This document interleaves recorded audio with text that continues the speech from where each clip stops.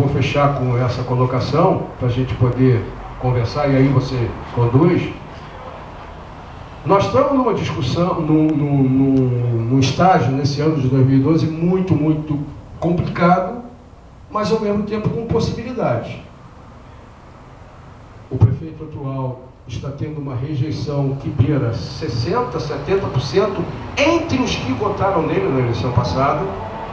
Então, não conta nessa conta quem já não votou nele.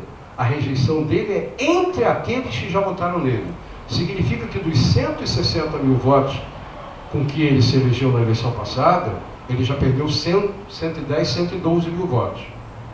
Ele tem 48, o que confere mais ou menos com os 16, 17% que dizem que ele tem na pesquisa. Qual é o problema?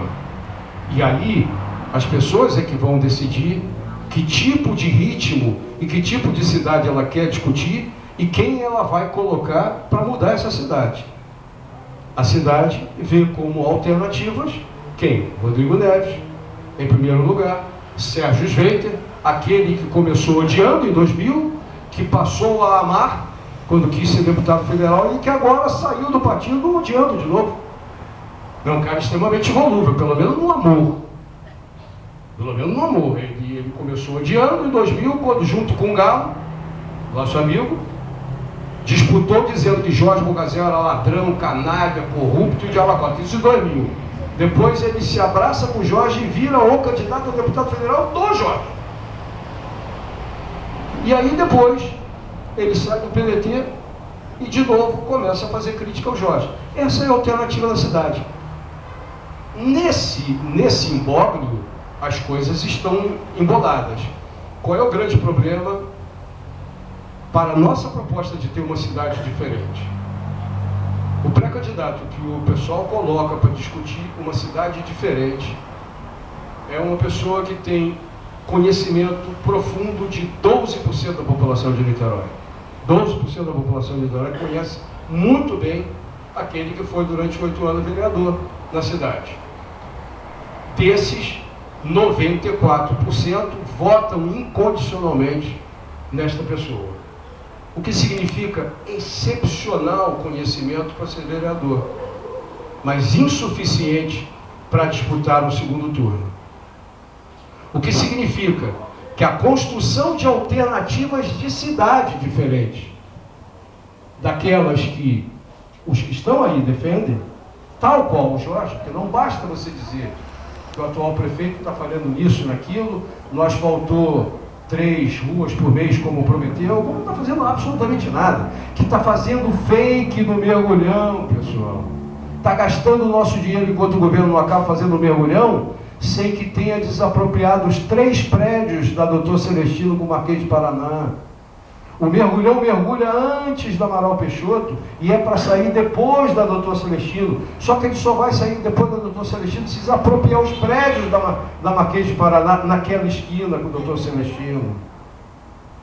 Aí eu e o Renatinho fomos lá fazer uma visita, batemos em interfone, depois eu fui com Cíntia, que está aqui, perguntando às pessoas se a prefeitura já tinha tido alguma conversa sobre desapropriação amigável judicial, porque não dá para você fazer um mergulhão continuando, mergulhando por baixo do Dr. Celestino e saindo lá na frente, sem desapropriar os 3 prédios e alinhá-los com o prédio de tijolinho do lado do Rio Cricket.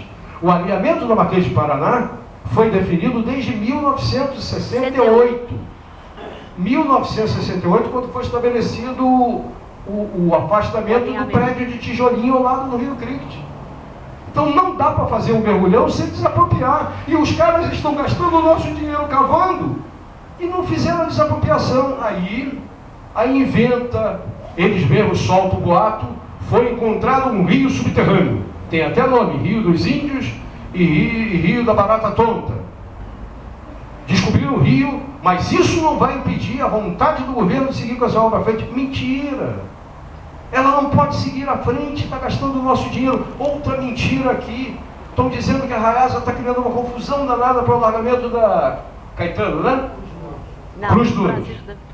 Mas é a Arraiasa que está criando o problema? Ou é o conjunto de pessoas que moram depois ali da Arraiasa até chegar no Parque da Colina? Porque este governo nunca teve política de habitação popular.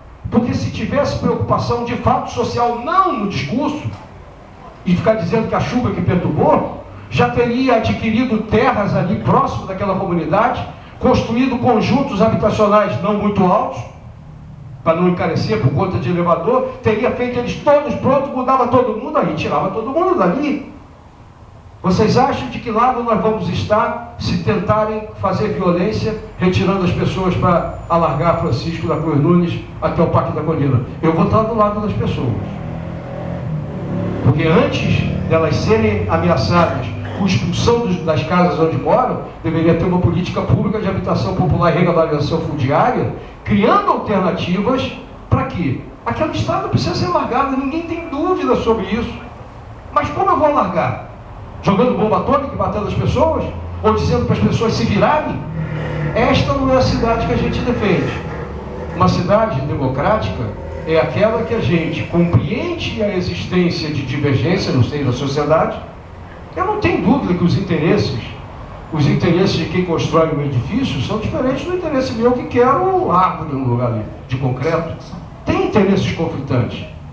Agora, você fazer com que essa cidade discuta democraticamente os seus problemas, isso só acontecerá se nós tivermos governantes que acreditem na organização popular e no diálogo com a população, e tivermos uma população que, acreditando na sua interação, na sua organização social, no seu bairro, na sua comunidade, interaja com a população, fazendo com que, em se transformando em sujeitos do processo de alteração das coisas, interfiram diretamente pressionando seus governantes para que os governantes sejam verdadeiramente o que eles são.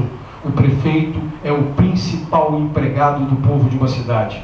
Não pode se comportar como um tirano, como quem recebe um cheque em branco, promete coisas e não cumpre absolutamente nada, e quando alguém ousa jogar um tomate podre ou um ovo estragado, acha que isso é violência. Assim como no outro dia, nós organizando protestos em relação às barcas, meu partido ganhou da justiça, a pedido de barcas, uma proibição de fazer protesto contra o aumento das barcas. Só faltava essa. Só faltava aqueles que representam os poderosos querer impedir o povo de se organizar e protestar. Nós acreditamos na organização popular. Nós acreditamos que o governo tem pessoas e técnicos para fazer o que é vontade do povo. O povo não precisa ser médico, o povo não precisa ser engenheiro, o povo não precisa ser advogado. O povo precisa saber que ele tem um governante que está ali para fazer o que ele, povo, quer.